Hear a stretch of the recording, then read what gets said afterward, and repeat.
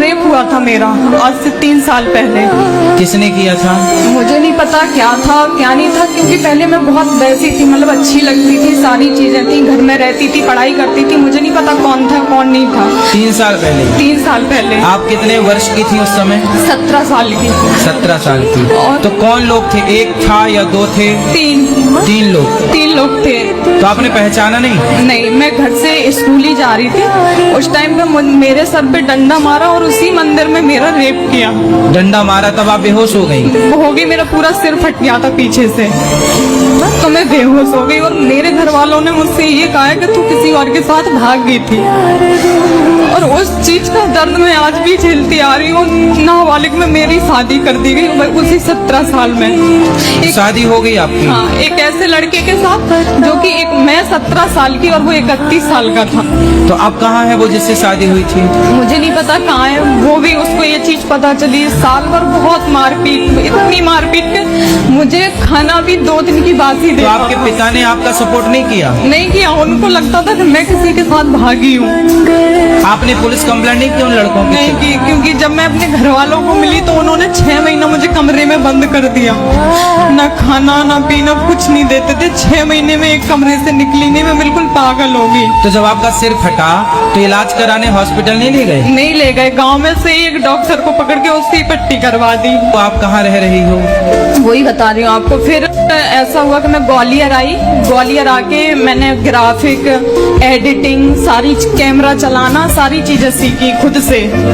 Job भी करती थी और सीखती भी थी। ठीक है। इससे मुझे अच्छा काम भी मिलता रहा, पॉलिटिकल काम मिलता रहा, और मैं करती रही। तो घर वालों को लगा कि मैं अब ठीक ठाक हो गई हूँ, तो मुझे बुलाने लगे। पहले कोई सपोर्ट नहीं कर रहा जब था। आप पैसा कमाने लगी तो बुलाने लगे? अभी दिवाली पे वो लोग परेशान थे, तो मेरे पास फोन आया कि बेटा पैसों की जरूरत है, कलर करवाना है, ये करवाना है। मैंने 60,000 रुपए उनको डाल दिए बिना कुछ सोचे, बिना कुछ समझे। मैं खुद की हालत नहीं संभाल पा रही, तो कल मुझे घर से निकाल दिया उन लोगों ने। अच्छा। ये कहकर के मेरी बदनामी हो रही है। जब मैं पैसा देती थी तब घर पे बुलाते थे, तब बदनामी नहीं होती थी। माँ बाप बड़े स्वार्थी हैं भाई। देखो यही है बाप भलो ना भैया, सबसे बड़ो रुपया। गुरुजी, मुझे ये पूछना है कि मतलब मैं सब कुछ, ऐसा लगता है कि सब कुछ कर ले रही हूँ जीवन में, फिर भी मजा नहीं आ रही है। काय में मजा आएगी आपको? पता नहीं, कभी लगता है कि ज्यादा कमा लेंगे तब मजा आएगी, कभी लगता है शादी हो जाएगी तब मजा आएगी, फिर कभी लगता है घूमने चली जाऊँ तब मजा आ जाएगी, लेकिन जो भी कर लूँ मजा नहीं आ रही है। पूरी जिंदगी जीने के बाद भी आपका यही सवाल रहेगा, मजा तो आए ही नहीं। तो आप बता दीजिए ना, क्या करे कि मजा आ जाए। ऐसा है कि मजा का उल्टा क्या है? जमा। मजा का है सजा। सजा। तो जहाँ मजा है वहाँ क्या है? सजा। जहाँ सुख है वहाँ क्या है? दुख। इसलिए संसार में मजा है, संसार में सुख भी है, लेकिन भगवान की शरण में आनंद है। क्या है? आनंद। तो मजा का सजा हो सकता है, सुख का दुख हो सकता है, पर आनंद का सारे जीवन में आनंद ही रहेगा, वहाँ उल्टा कुछ नहीं है। इसलिए यदि आप मजे की बात कर रहे हैं तो जो आनंद, मजा मीन्स यहाँ मैं आपके मजे को मैं आनंद बोल रहा हूँ, तो यहाँ यदि मजा लेने है, आनंद लेना है, तो आनंद भगवान की शरण में है। जब तक भगवान की शरणागति ग्रहण नहीं करोगी तब तक मजे की खोज में भागती रहोगी। जिनकी शादियां हो गई उनसे पूछ लो कितना मजा है। वही तो गुरुजी, शादी के बाद भी दुखी हैं सब। फिर पहले भी दुखी थी, शादी के बाद भी दुखी। तो मजा भगवान की शरण में है, इसलिए भगवान के आश्रित होकर कार्य करो। क्या करे, भगवान के आश्रित कैसे हो जाए? तो आप पहले शादी ब्याह कर लो, सांसारिक सुख ले लो, फिर भगवान के आश्रित हो जाना। अच्छा, मतलब गीता पढ़े। गीता पढ़ना भी शुरू किया था गुरुजी, लेकिन उसमें भी नहीं वो मन लगा, फिर वो भी छोड़ दिया। सत्संग किया करो। अच्छा। इतने जल्दी आपको सब चीजें बोध ना होगा, ज्ञान ना होगा, धीरे धीरे धीरे धीरे रे मना धीरे से सब होए। कथा सुनते हैं? नहीं, जॉब के चक्कर में सुन नहीं पाते। पढ़ाई करते हैं? नहीं, जॉब करते हैं। कितना कमा लेते हैं रोज का, महीने का? मतलब ठीक कमा लेते हैं गुरुजी। कितना? हम थोड़ी ले लेंगे कि मांग लेंगे हम। मतलब ऐसे 1,00,000 2 लाख महीने का? हाँ। 3 लाख कमा लेती हो महीने का? 3 लाख? तो ये बताओ, नहीं, आपको नहीं। शादी करोगी हाँ। तो पति कैसे वाला चाहिए? 3 लाख तो आप ही कमाती हो, हाँ। तो पति यदि 3 लाख कमाने वाला यदि मिल गया तब तो ठीक है। हाँ।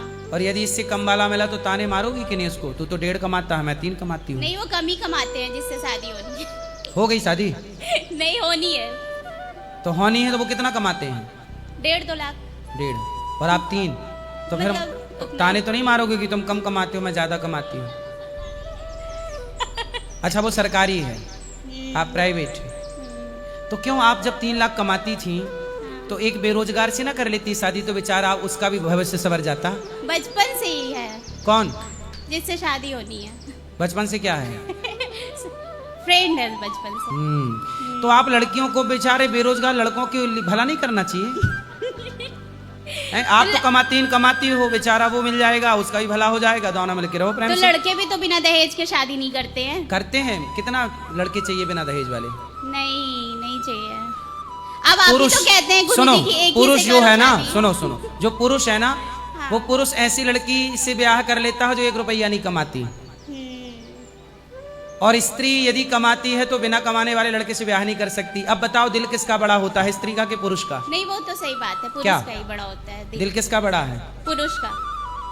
पुरुष का दिल बड़ा है कि वो बिना कमाने वाली से ब्याह कर लेता, और आप लोग कमाने लग जाओ तो बिना, फिर उस पर दया करो बेचारे पे जो नहीं कमाता बेचारा। नहीं, फिर अगर हमारी नौकरी ना रही तो फिर क्या करेंगे? नहीं भगवान करे रही यार, कहाँ जाए आपकी नौकरी? मान लीजिए फ्यूचर में ना अरे रही। कहाँ जाएगी? आप टैलेंटेड हैं तो नौकरी पीछे पीछे घूमेगी हाँ, आपके, ये तो है। कोई दिक्कत नहीं है। ऐसा नेगेटिव क्यों सोचना है? तो फिर क्या करे गुरुजी, मतलब कि मजा आ जाए जीवन में। अब शादी कर लो, मजा आ जाएगा। अब क्या है? राधे राधे गुरुजी। राधे राधे, आपकी तो लगी गई, कर लो फिर।